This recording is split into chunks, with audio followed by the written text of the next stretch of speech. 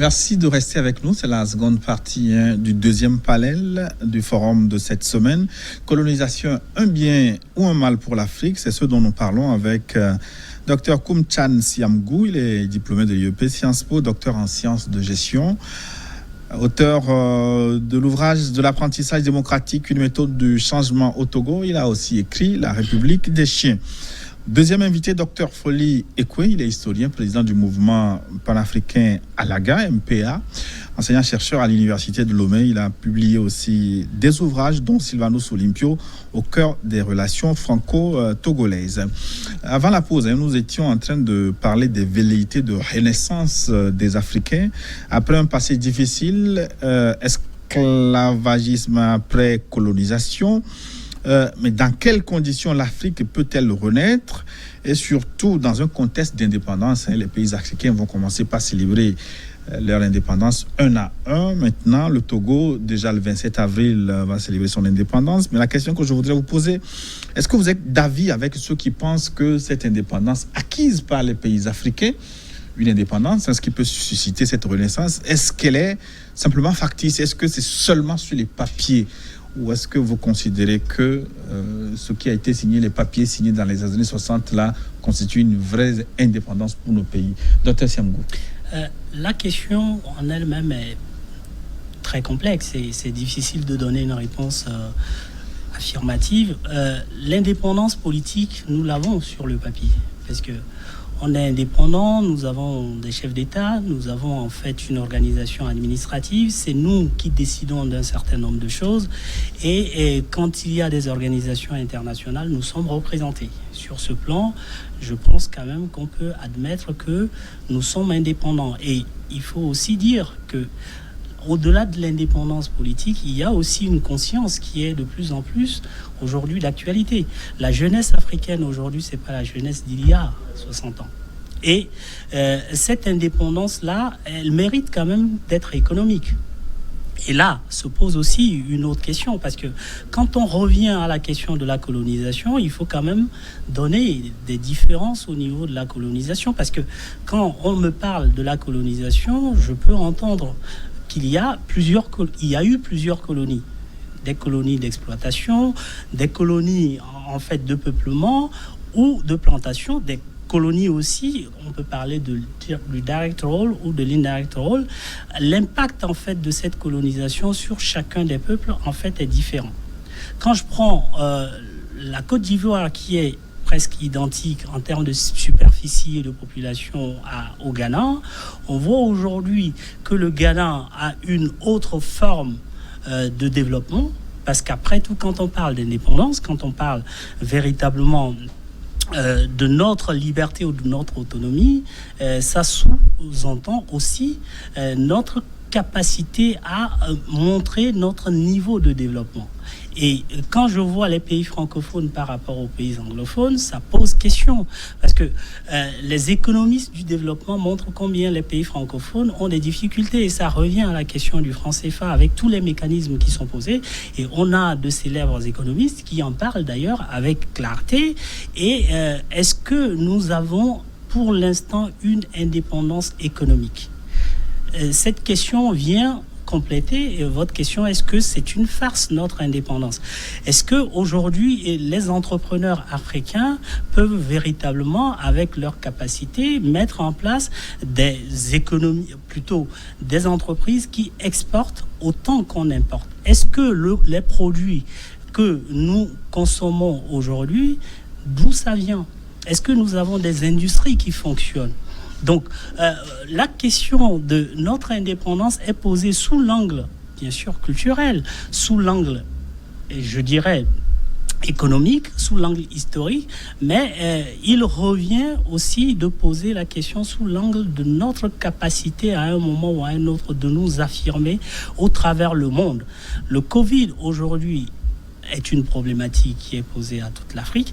Et cette question du Covid, là, on a entendu des responsables d'organisations internationales parler de l'Afrique comme si nous devrions être un tombeau demain.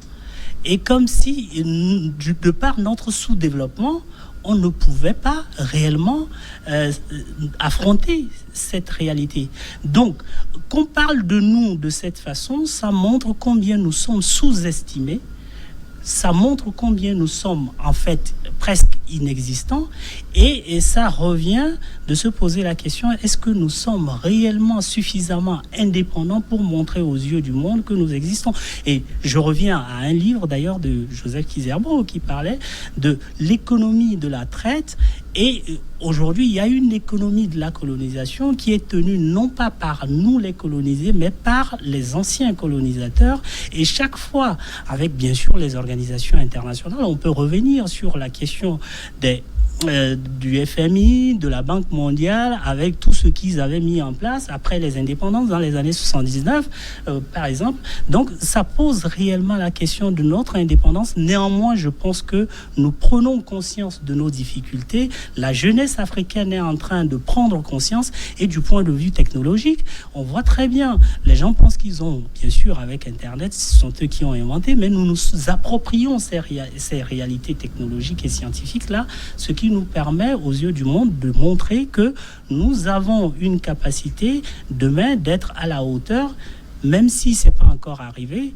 Nous sommes aujourd'hui forcément dans une identité plurielle, mais une identité africaine qui se prononce et qui s'affirme. Et donc pour vous, la réponse est mitigée, hein?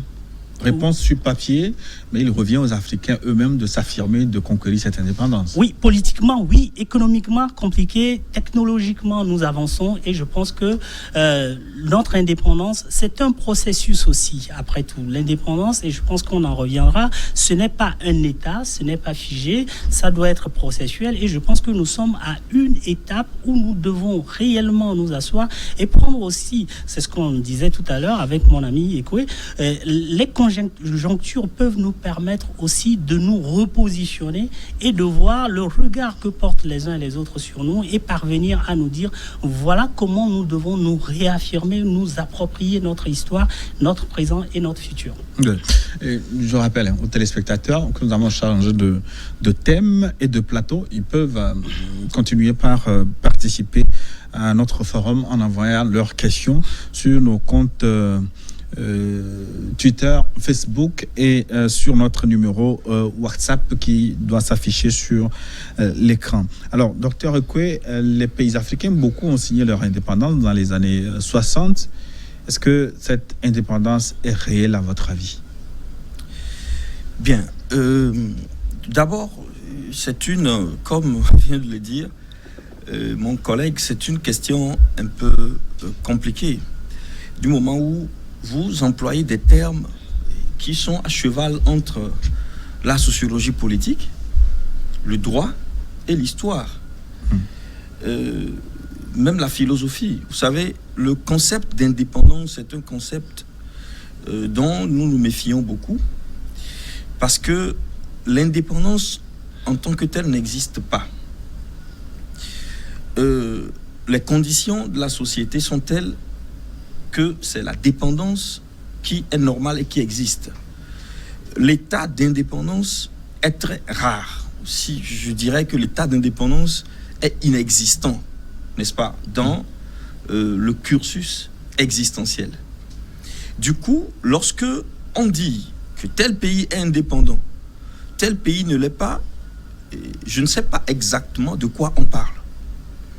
Maintenant, du point de vue historique, je sais que l'indépendance, le concept d'indépendance, fige un certain nombre d'événements qui se sont produits durant le XXe siècle, c'est-à-dire la rupture d'avec un certain ordre colonial d'administration de certains territoires. Vous savez, les territoires colonisés, les mandats A, B, tutelle, ainsi de suite, les gens, à un moment donné, ont considéré que l'administration du colon devait connaître un terme et devait se faire substituer par l'administration des indigènes ou des colonisés.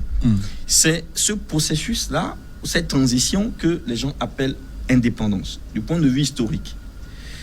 Bien, maintenant, on ne parle jamais du contenu de cette indépendance. Et là, je vais prendre des ressources du point de vue juridique. Les ressources juridiques. Alors, on ne parlera pas d'indépendance, mais plutôt de souveraineté. Je parlerai plutôt de souveraineté. Les États-Unis sont-ils un pays souverain? Je dirais oui. Sont-ils un pays indépendant? Je dirais ça dépend. De quoi sont-ils indépendants? Ils ont plein d'accords sur des domaines qui sont très primaires de leur économie avec d'autres États comme le Brésil, la Chine, la France, l'Angleterre, l'Union européenne, et dont ils dépendent. Du point de vue de la souveraineté, je vous dirais tout simplement qu'il y a 3 types de souveraineté. Nous distinguons 3. La souveraineté juridique, la souveraineté sécuritaire, militaire, et la souveraineté diplomatique. Avant de dire que des pays comme le Ghana, le Burkina, le Togo, le Bénin, la Côte d'Ivoire, le Burundi, et ainsi de suite, qui étaient des colonies ou des pays, des colonies, des territoires sous tutelle, sont des pays souverains, je dois vérifier s'ils ont la souveraineté militaire. Et je crois que tous les politistes ou les historiens du fait sécuritaire qui nous écoutent seront d'accord avec nous que ces États n'ont pas de souveraineté militaire. Du point de vue juridique, est-ce que ces pays ont acquis une souveraineté juridique dans ce sens qu'ils peuvent décider quand ils veulent, comme ils veulent, de modifier les corpus juridiques avec lesquels ils s'administrent, sans tenir compte, par exemple, de l'étranger, comme peuvent le faire les États-Unis, la Grande-Bretagne, la France, ainsi de suite? Je dirais non. Maintenant, est-ce que ces pays, comme les nôtres, ont la souveraineté diplomatique?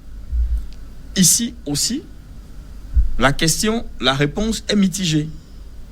Il y a des questions sur lesquelles on exerce une certaine souveraineté diplomatique. Et il y a d'autres sur lesquelles on n'a aucune souveraineté diplomatique, soit parce que nous sommes sous tutelle politique, officieuse, soit parce que nous sommes dans des zones d'intégration régionale, comme la CEDEAO, comme ainsi les autres zones d'intégration que vous avez en Afrique, comme l'IGAD, CEMAC, SADC, ainsi de suite.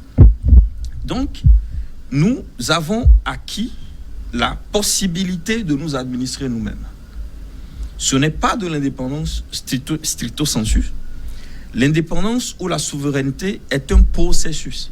C'est un processus. Voyez-vous. Maintenant, les questions économiques, ce sont des questions techniques. La souveraineté économique n'a aucune pertinence du point de vue des relations internationales. Les États-Unis sont l'un des pays les plus endettés au monde. Bien, ils décident politiquement de faire racheter leur dette par la Federal Reserve. C'est une décision politique. Pourtant, ils sont l'une des grandes puissances, sinon, avec la Chine, ils se partagent aujourd'hui le leadership mondial. Du coup, la souveraineté ou l'indépendance économique est très relative. Ce qui est important, c'est la souveraineté juridique et politique. Est-ce que les pays africains, aujourd'hui, sont en mesure ou choisissent-ils de façon souveraine leurs dirigeants? La réponse est à l'appréciation de chacun. Parce que les États connaissent des histoires différentes. Il y a des pays où il n'y a pas de passation de pouvoir sans la décision d'autres puissances étrangères. Il y a des pays qui s'arrangent eux-mêmes et se font reconnaître au plan international par des pays ou des puissances étrangères amies. Voilà ce que je peux dire, grosso modo, concernant la question de l'indépendance. Les indépendances ont-elles été signées? Quelquefois oui, quelquefois non. Même lorsqu'il y a eu la guerre, comme dans l'ex-empire portugais ou comme en Algérie, il y a eu toujours un accord de paix. Quand vous prenez des territoires sous tutelle comme le Togo, le Cameroun, ce sont des pays qui ont signé, notamment avec la France d'un côté, l'Angleterre de l'autre, et les Nations Unies, le Conseil de tutelle des Nations Unies de l'autre. Voilà les pays comme le Bénin, le Sénégal, notamment avec Senghor, qui était dans l'Afrique occidentale, l'Afrique française, occidentale française. Eux, ils ont négocié d'abord leur entrée dans la communauté avant de sortir de la communauté par l'anticonformisme de Madagascar. Peut-on dire que ces pays sont indépendants? C'est une question politique à laquelle on ne peut pas répondre. Je sais une chose, la souveraineté doit être construite dans le temps. Et nous devons saisir les opportunités que nous offre la conjoncture internationale. Comme nous avons fait durant les années 40 du siècle passé. L'Europe étant entrée en guerre, l'Europe s'est affaiblie. Ça nous a permis, on a saisi cette opportunité pour réclamer la passation, n'est-ce pas? La passation de services. Les élites locales ont pris la direction administrative des pays. C'est ainsi que d'opportunités conjoncturelles en opportunités conjoncturelles, nous pourrons nous repositionner. Nous excluons toutefois dans ce processus tout comportement de guerre ou belliqueux ou frontal avec des partenaires d'hier que peuvent être les États-Unis, la France, la Grande-Bretagne ou de nouveaux partenaires comme la Chine qui sont, nous le savons, très puissants. Ce sont des partenaires, nous devons toujours négocier, discuter, saisir les opportunités, demander ce que nous voulons, ne pas faire semblant de lire les traités avant de les signer ou de les ratifier. Lisons les traités. S'il y a des articles, des clauses qui ne nous conviennent pas, négocions ces clauses. Si à la fin, on nous oppose des moyens qui sont au-dessus de nos possibilités, attendons, parce que c'est peut-être pas le moment de ce défi. Le temps est là, l'histoire est infinie. Nous irons d'opportunité en opportunité, de conjoncture en conjoncture, pour arriver à la renaissance, qui n'est pas un état figé, mais qui est une situation processuelle. Finalement, dans un monde globalisé, on va dire, avec la géopolitique, est-ce qu'il est opportun de revendiquer encore une certaine souveraineté pure et dure? Est-ce que doit désormais présider une interdépendance entre les États? Chacun dépend de l'autre. Oui, l'existence humaine en est faite. L'interdépendance, en fait, s'impose aux humains, aux personnes morales, aux organisations, aux États. Et cette interdépendance-là est encore plus d'actualité parce qu'aujourd'hui, nous voyons avec la globalisation, la mondialisation, et quand on parle de l'économie d'échelle, parce qu'on produit beaucoup, avec un coût amoindri, on veut transporter ça au bout du monde. Et l'interdépendance dont il est question, les États-Unis, effectivement, que ce soit la Chine, eux, ils produisent néanmoins, tous leurs produits doivent aller au bout du monde. Ça veut dire que nous prenons l'être humain comme consommateur. Mais quand nous prenons l'être humain comme étant un sujet, en fait, un citoyen du monde, la liberté, et là on en vient à la question philosophique de la liberté, parce que la question de l'indépendance aussi sous-tend la question de qui suis-je, comment puis-je, moi, décider à la fois de mon sort en tant qu'État, en tant qu'individu. Alors, moi je suis d'accord parce que la question de l'économie, aujourd'hui, si nous revenons à nous, pays francophones, particulièrement le Togo et les autres, nous avons notre planche à billets qui est à Paris. Or, on sait très bien que nous sommes aujourd'hui, dans le contexte du développement, nous avons besoin de créer, de produire, d'exporter, de faire en sorte que la balance commerciale puisse véritablement être équilibrée. Mais si nous avons une monnaie forte qui ne peut pas fluctuer, ça veut dire que notre exportation, ça va être compliqué. Pourtant, nous pouvons importer. La dépendance économique, en fait, dont la clé est à Paris, ça montre combien ce n'est même pas l'interdépendance, c'est de la soumission. Ça, c'est la première question. Et en revenant à la question des États-Unis, les États-Unis, ils sont endettés, mais la planche à billets, ça leur appartient. Le dollar, c'est eux qui produisent. Et c'est ça aussi ce qu'il faut à un moment ou à un autre revendiquer, mais pas une revendication qui va poser la question de la guerre, parce qu'aujourd'hui, quoi qu'on dise, il n'y a plus de guerre conventionnelle. C'est fini, ça. Parce que les États ont compris et les guerres sont en fait multifactoriel et ce n'est plus en fait des armées contre d'autres armées, mais c'est l'intelligence en fait artificielle qui prédomine.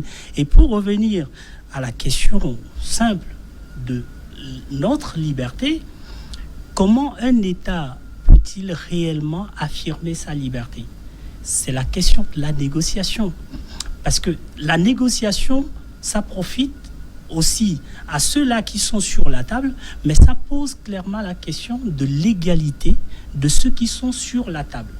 Et il y a en fait des chercheurs, et j'en parle habituellement, en sciences de gestion qui évoquent la question de la négociation comme étant en fait des accords tenant compte des IPBM. I comme intérêt, P comme préoccupation, B comme besoin et M comme motivation. Si vous allez pour négocier avec un État, il faut connaître absolument les IPBM de votre État et faire en sorte que n'émerge pas l'IPBM de votre État, mais que les IPBM communs émergent. Mais est-ce qu'on peut négocier dans un contexte de rapport de force très déséquilibré en faveur des pays africains ? C'est là la question. Et la conjoncture peut permettre, quand on prend les indépendances, et c'est là que se pose aussi le problème, puisque nous sommes dans ce contexte des indépendances. Quand on nous a effectivement mis sur le papier l'indépendance politique dans les années 60, il a été clair que l'administration des pays indépendants devait en partie être, je dirais, dirigée de loin par les pays occidentaux. Et qu'est-ce qui s'est passé après, en 1979, il y a ce qu'on appelle le PAS. Donc, ce qu'on appelle le programme d'ajustement structurel. Et ce programme d'ajustement structurel est venu mettre un frein clairement à un certain développement avec des conditions, avec des dévaluations et aussi avec des privatisations. Donc, les États eux-mêmes n'avaient pas cette capacité. Donc, la question des négociations, ça demande aussi qu'on forme les gens. Et aujourd'hui, énormément d'Africains sont suffisamment informés pour connaître les problématiques de leur pays, les besoins de leur population, mais en même temps rester à l'écoute de ces populations-là. Parce que quand on parle de négociation, c'est aussi être le porte-voix, le porte-parole. Et c'est là que la démocratie a son importance. Quand vous êtes inspiré par votre peuple, quand vous représentez votre peuple, quand il y a des élections et que vous êtes élu démocratiquement, et que vous êtes en face d'un président français, et qu'il sait très bien que vous êtes majoritaire et que vous ne parlez pas au nom d'un individu, mais au nom d'une population, je pense qu'en ce moment, les négociations, ce n'est pas une question de nombre, mais en même temps, il y a aussi la question de la masse. Les Chinois, aujourd'hui, parviennent à affronter les États-Unis parce qu'ils ont, en fait, un nombre de consommateurs important, qu'ils ont aussi su, avec l'Occident, négocier. Parce que quand ils prennent la technologie en Europe et que les Européens viennent leur montrer comment ça se passe, ils s'approprient cette technologie et ils font en sorte que dans les négociations, il y ait cette clause. Ça veut dire que la question, je dirais, de la technologie, du transfert des compétences et des connaissances, ça permettra à l'Afrique de pouvoir se montrer valide et valable et dire, si je peux vous demander ceci, voilà mes conditions parce que je suis l'acheteur, je suis le consommateur, non pas passif, mais actif. Donc moi je pense qu'il y a énormément de conditions qui permettent que nous soyons en fait égal à égal en termes de négociation. Néanmoins, il faut aller avec en partie une certaine humilité, une certaine connaissance de l'histoire aussi, de la psychologie de celui qui sera en face de vous et de ne pas aller avec l'envie d'en découdre, mais avec l'envie de gagner en commun. Donc c'est une forme d'intelligence négociationnelle qu'il faudra développer et surtout y aller en rang serein, d'où la question de l'unité de l'Union africaine. Dr Ekwe a sorti une publication là-dessus. Peut-être il aura l'occasion d'en parler abondamment. On va commencer par répondre aux téléspectateurs qui sont très très nombreux à vous poser des questions, mais on va commencer par les satisfaire. Donc prenons le 92, 93, 48, 43, 92, 43, 48, 43. Alors, lui, il pense que ce qui reste de la colonisation, c'est de la méchanceté, la barbarie, l'injustice et toutes les formes d'animalité dont ont été victimes les peuples colonisés. Ce sont les gouvernants africains qui maintiennent et pérennisent cet état de fait. Est-ce que vous en êtes d'accord, Dr Ekwe ? Bien, sur les modalités de la colonisation, il n'est pas loin de la réalité. La colonisation, c'est de l'exercice du pouvoir, de la volonté d'une puissance étrangère. Et ça ne se fait pas de façon consensuelle. On s'impose à vous. Prenez le cas de la RDC, du Congo, comment les gens ont été trucidés un peu partout. Et ce n'est pas une chose facile, ce n'est pas de la sinécure. L'acte de coloniser est très brutal. Mais il estime que ce sont les Africains qui font pérenniser maintenant, à travers le gouvernement, cette forme de gouvernance. Maintenant, il pose la problématique de la responsabilité ou de la co-responsabilité des élites ou même des populations africaines. Exactement. Il y a des situations où notre camarade a pleinement raison.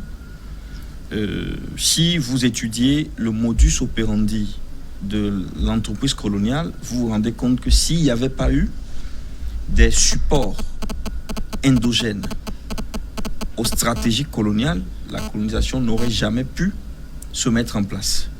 Et aujourd'hui aussi, la même logique prévaut. S'il n'y a pas des Africains favorables à la domination de l'étranger, ce serait très difficile à l'étranger de dominer et de mener l'Afrique en bateau. Il n'a pas tout à fait tort. On ne doit pas aussi, enfin, oublier que c'est un rouleau compresseur qui, si vous dites non, on trouvera à côté de vous un autre Africain qui est mal barré, qui probablement, pour d'autres questions privées, acceptera. Le problème, c'est que l'instinct colonisateur puisse disparaître. Parce que tant que certains peuples auront l'instinct colonisateur, c'est-à-dire auront l'instinct négationniste, ils vont nier la liberté d'autres peuples, ce déséquilibre, ce rapport de force se posera toujours. Dr Siamgo? Oui, en partie, il a raison. Néanmoins, il faut aussi se dire que 60 ans, c'est à la fois beaucoup, mais peu, dans le mouvement processuel d'indépendance ou de liberté, d'autonomie des peuples. Les Africains, c'est ce que je pense, prennent de plus en plus conscience, et ce rouleau compresseur dont il est question, c'est vrai, les stratégies, les laboratoires des pays colonisateurs travaillent à plein feu, et il nous revient de nous organiser petit à petit. Et je pense que c'est la question de l'organisation, mais aussi la question de la stratégie qui est prédominante. Mais je pense très honnêtement que petit à petit, l'Afrique voit combien nous pouvons nous en sortir. Et j'espère que cette co-responsabilité, mais en même temps la co-responsabilité des dirigeants et du peuple africain, ça doit, je dirais, prédominer pour que les Occidentaux comprennent que l'intelligence dont ils font preuve, nous aussi, on a cette intelligence. Nous allons répondre au 92 97 28 46. 92 97 28 46. Alors, il vous salue les deux invités pour cette émission. Ma préoccupation concerne le volet indépendance de nos États. Dans toute l'Afrique, la supposée indépendance qu'on a eue dans les années 60 pour le cas du Togo, du Bénin, etc., a été possible grâce aux dirigeants panafricanistes de ces pays. Aujourd'hui, chers invités du plateau, pensez-vous qu'on aura réellement... est-ce qu'on a réellement une indépendance économique? Est-ce qu'on aura une indépendance économique tant que nous n'avons pas des dirigeants capables de prendre de grandes décisions en ce qui concerne l'exploitation de nos ressources naturelles? C'est Thierry qui nous écrit. Bien. J'ai envie de se jeter à l'eau. Non, il est dans la projection, il est dans la prospective. Est-ce que nous pourrons pas... Alors, il faut faire une correction fondamentale. C'est que ce dont Mobutu parlait lorsqu'il disait qu'un fruit ne tombe que quand il est mûr. Mais mûr ou pas mûr, devant l'ouragan de l'histoire, il tombe quand même. Ce phénomène-là, qui va conduire les Africains à se libérer de l'administration coloniale, n'est pas dû au seul mérite de dirigeants ou des populations africaines ou africaines. Il faut faire attention. Ça a été une conjonction de facteurs internationaux. On n'a pas parlé, par exemple, de la décision de l'Empire anglo-saxon de mettre fin ou de démanteler, à un certain niveau, les empires ou les territoires, l'emprise des frères européens sur les mondes colonisés. Il y a une décision de l'Angleterre, des États-Unis, de démanteler, par exemple, dans un premier temps, l'empire européen, colonial européen. Et tous ces facteurs-là vont entraîner la libération, une première libération de l'Afrique. Si Hitler n'avait pas entrepris de créer le projet du Grand Reich et de recoloniser toute l'Europe, il n'y aurait pas eu la division de la France en deux, la France pétainiste, la France vichiste, ce qui va permettre aux pays colonisés de réclamer plus de liberté.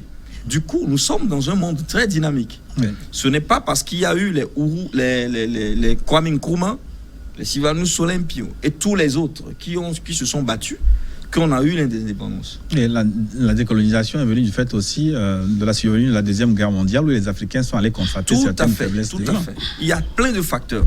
Ce qui est important, comme il dit, lui-même qui pose la question, il est capable, dans son petit coin, d'œuvrer, de lutter pour qu'il y ait plus de prise de conscience de la part des Africains. Il y aura toujours des Africains qui seront des collaborateurs pour des raisons privées. Mais le cours de l'histoire continuera. Oui, moi je pense qu'il a raison, néanmoins son regard. Il est important que nous soyons dans un regard, je dirais, plus positif. Parce que hier, on avait des leaders, je dirais, individuels. Aujourd'hui, il est besoin d'avoir ce qu'on appelle le leadership collectif. Et ce leadership collectif en Afrique est prédominant. Quand on voit ce qu'on appelle la société civile, justement. Quand on voit aujourd'hui certaines organisations, Transparency International, Human Rights Watch, qui des regards, non pas des regards d'intérêt, même s'il y a toujours, en fait, quelque part, un certain nombre de problématiques à corriger.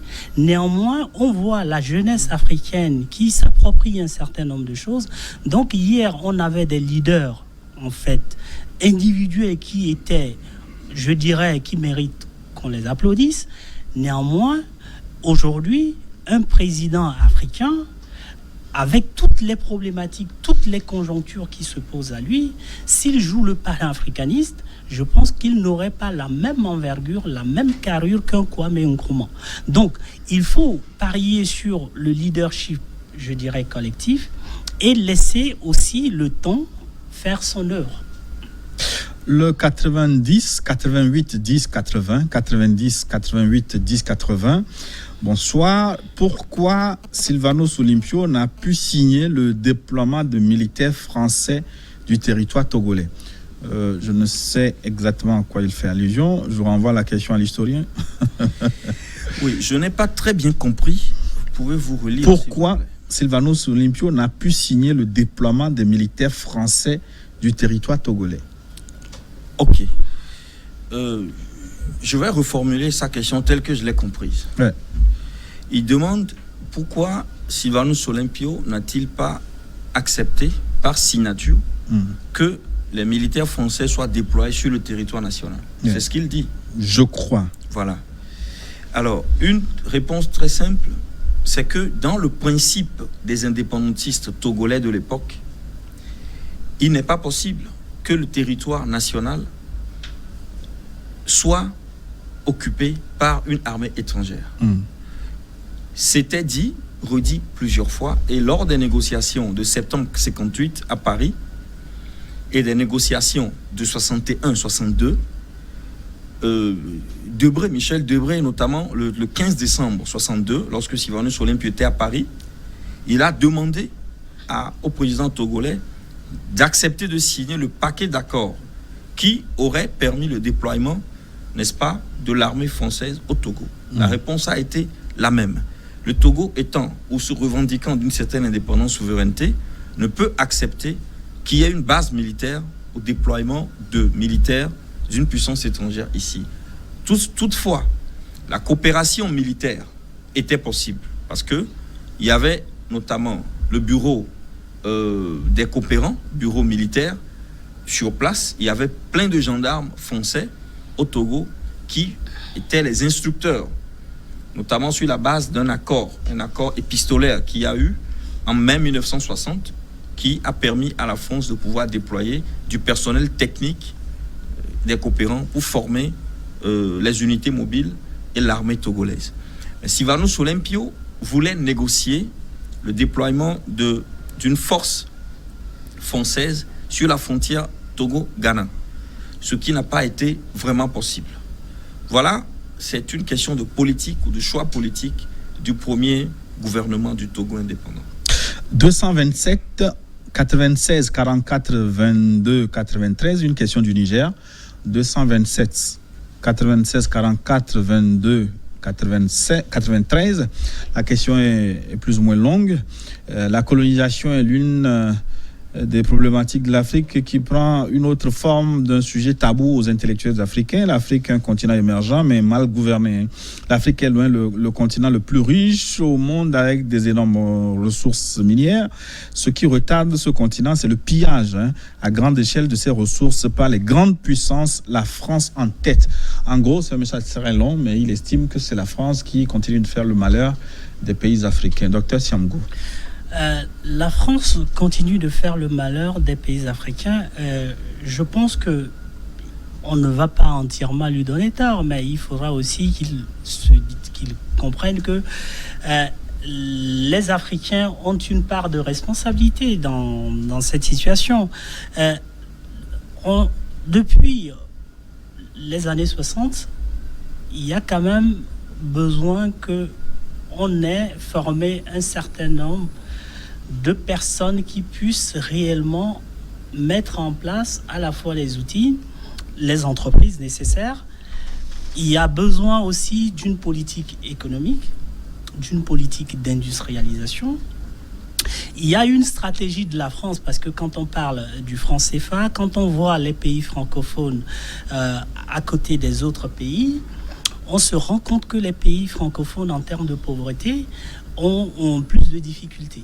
Ce qui est vrai. Parce que la question du franc CFA est posée, parce qu'il y a le taux de change et les réserves, en fait, au niveau de la Banque de France. Et ces liens-là, alors qu'on sortait de la Deuxième Guerre mondiale et qu'il y avait le franc CFA qui était le franc des colonies françaises d'Afrique, et on a transformé le franc CFA qui est devenu franc de la communauté financière africaine. Rien que en restant sur la thématique, en fait, la même dénomination, ça pose réellement question de comment la France a voulu conserver toujours le joug sur les pays africains. Néanmoins, l'Afrique aussi se doit de continuer à être dans un partenariat avec la France, parce que malgré l'histoire qu'on a connue, rompre totalement cette coopération, on a vu la Guinée-Conakry qui a rompu quand Sékou Touré a dit non. Il a dit non seul, il n'a pas pu avec les autres chefs d'État aller ensemble. Ça veut dire que nous avons nous-mêmes, à un moment ou à un autre, il était important qu'on se pose la question de quelle stratégie. Donc la France, en mettant en place comment saper l'économie et la politique de la Guinée, a donné un exemple à voir aux autres chefs d'État. Et on a vu aussi, en fait, les autres chefs d'État qui, à un moment, ont fait les frais de la France. Donc, semer la peur, ça pouvait aussi nous permettre, nous, Africains, de se poser la question, quelle stratégie mettons-nous en place pour que nous puissions aller non pas en rang dispersé, mais de façon collégiale. Donc, quelque part, il y a une responsabilité engagée de la France, mais encore faut-il que les Africains aussi se posent les questions, non pas sous un angle, je dirais, où on accuse celui qui est en face de nous, donc la France, mais qu'on se pose la question, quelle autocritique faisons-nous de nous, nos propres moyens, nos propres stratégies. Ça s'appelle responsabilité partagée. Docteur Ekwe, la France est-elle un loup dévastateur ou un bouc émissaire? Les deux. Je crois que les Français ou l'État français joue comme ça se joue, comme ça se fait dans les relations internationales. Et il n'y a pas d'amitié entre les États. Chaque État a le devoir de préserver ses populations, de faire en sorte qu'il y ait de la durabilité dans sa gouvernance. Les Africains, ayant des territoires qui sont pleins de ressources minières indispensables aux industries de l'Europe et des États-Unis, nécessairement seront une cible. C'est de l'ordre du naturel. Maintenant, nous, on ne fait pas de procès à la France. On ne fait pas de procès aux Français. Nous faisons, peut-être, si procès y a-t-il, on ferait un procès à nous-mêmes. Parce que quand vous voyez des gens, un exemple très banal, qui déverse des ordures dans les égouts, est-ce que c'est dû aux Français? Quand vous voyez des gens qui refusent de respecter les feux tricolores dans nos rues, qui créent des accidents, est-ce que c'est dû aux Français? Quand vous voyez les troupes africaines déployées dans le Sahel, qui travaillent sans discipline, et des rapports le disent, est-ce que c'est dû aux Français? Non. Il y a une grande responsabilité africaine dans la tragédie actuelle. Sur la colonisation, le discours est différent. Mais dans l'époque post-coloniale, c'est-à-dire après les indépendances, on ne peut pas jeter tout le discrédit sur la France, ni les États-Unis, ni les autres puissances qui sont des puissances prédatrices. Plus rapidement, on va voir si on peut répondre encore à une ou deux questions. 91 93 61 04, 91 93 61 04. Alors, il faut noter que le thème est très intéressant, mais selon moi, l'on ne doit plus parler aujourd'hui de colonisation, plutôt du système néocolonialiste qui donne le pouvoir aux dirigeants africains de maltraiter leurs frères africains. Oui, il est vrai qu'il faut quand même qu'on parvienne à dépasser cette question de colonisation parce que c'est traumatique, c'est vrai, mais comme je le disais au début de l'émission, la colonisation, c'est chose commune et chose ordinaire. Ça a fait en fait les frais de tous les peuples, de tous les temps et toujours.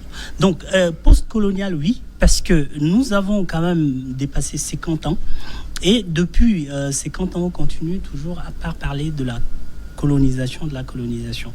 Néanmoins, ce qui est important, c'est véritablement de pouvoir se poser les questions sous l'angle purement éthique, économique et pas sous l'angle émotionnel et idéologique. Donc, dépasser la question de la colonisation, soit, néanmoins, faisons aussi notre autocritique sur comment nous devons laisser prendre comme partenaire le néocolonialiste plutôt que de le prendre comme toujours un adversaire. 90 81 40 78 90 81 40 78. Je salue mon professeur Dr Ekwe. Vous avez vos étudiants qui sont fidèles au plateau. La supposée indépendance de nos États n'est-il pas un acte volontariste des colonisateurs? N'est-ce pas ce qui s'explique par le soutien indéfectible de certains dirigeants africains malgré leur gouvernance périlleuse à la solde de ces derniers? Dr Ekwe. Oui. Il a raison. Est-ce que c'est possible de projeter le document? Le deuxième document. Est-ce possible? La réalisation va s'en occuper. Oui. Il a raison dans ce sens que nous avons eu l'indépendance supposée, c'est vrai. Et les empires coloniaux n'ont pas accepté rompre parce qu'il y avait une certaine dépendance de leur économie vis-à-vis de nos ressources minières. Ouais. Donc, ils ne peuvent pas rompre automatiquement. Du coup, ils ont dû mettre en place des hommes et des femmes africains qui ont accepté de dérouler une certaine partie de leur programme politique et économique.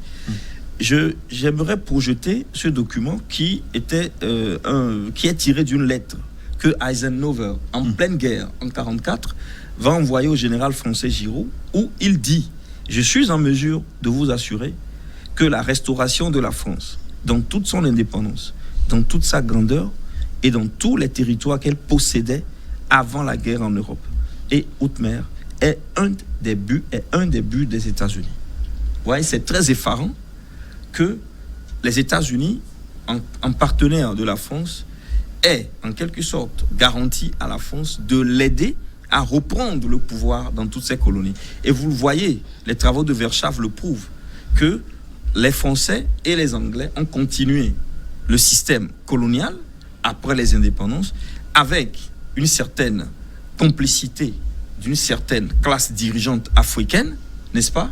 Et c'est ce que le monsieur appelle le néocolonialisme. C'est vrai, ça existe, c'était une utilité de l'histoire. Maintenant, si nous savons que ça existe, nous qui interrogeons les phénomènes politiques internationaux, nous devons prendre des mesures pour éviter que ce système néocolonial nous empêche de vivre. On va conclure notre émission en 1 minute chacun. Alors, quel est votre rêve, votre choix pour l'Afrique, pour le Togo, en matière de gouvernance politique après une 60aine d'années d'indépendance. Docteur Siamgou. Mon rêve est simple, c'est qu'on parvienne à décoller économiquement, que les jeunes puissent entreprendre. Parce que l'entrepreneuriat, ça participe véritablement de cette indépendance, de cette autonomie, de cette capacité-là de nous affirmer à la fois sur le plan national et international. Donc, une indépendance économique, une capacité véritablement à entreprendre et à s'affirmer. Docteur Ekwe.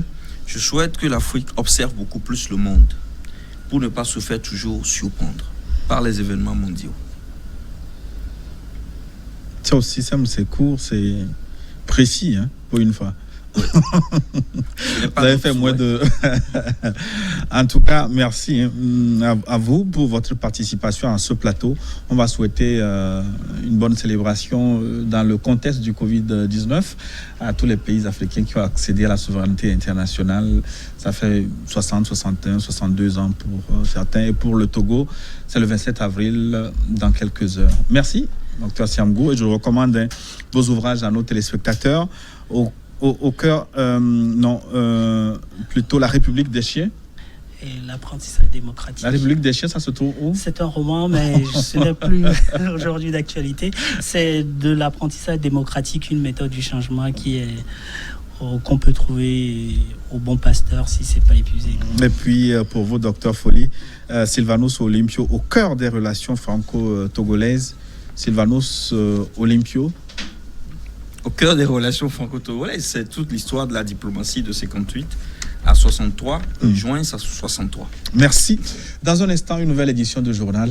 Merci de votre aimable attention. À très bientôt.